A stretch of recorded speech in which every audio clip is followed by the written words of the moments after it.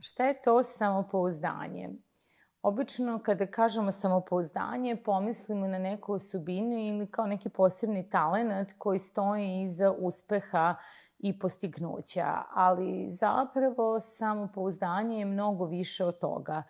U osnovi samopouzdanje se odnosi na sliku o sebi i na odnos koji imamo ka sebi samima. Šta to zapravo znači? To znači da li mi prihvatamo sebe, da li uslovno prihvatamo sebe samo kada nešto uradimo, samo kada nešto postignemo, samo kada nekome pomognemo ili neke druge uslove, a u ostalim situacijama se ne osjećamo dovoljno vredno i ne poštujemo dovoljno sebe, ili imamo zdrav odnos ka sebi koji uključuje da sebe prihvatimo bez obzira da li nešto postižemo, ne postižemo, činimo, ne činimo.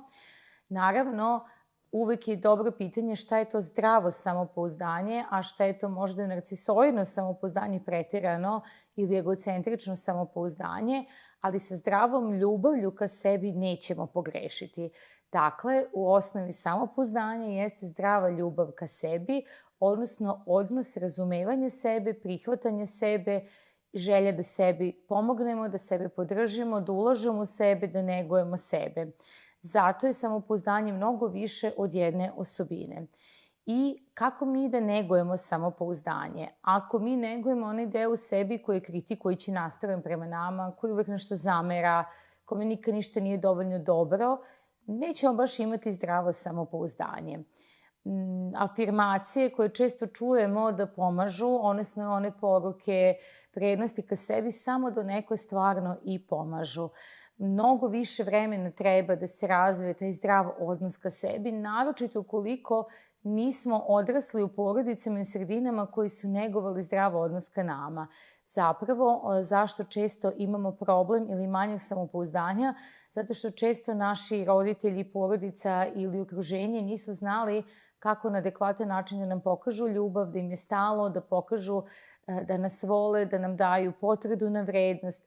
To mora da dođe sa mesta drugog. Zato kada je to izostalo, učimo danas u nekom kasnijem dobu kako da mi razvijemo taj odnos ka sebi i to jeste vrlo moguće.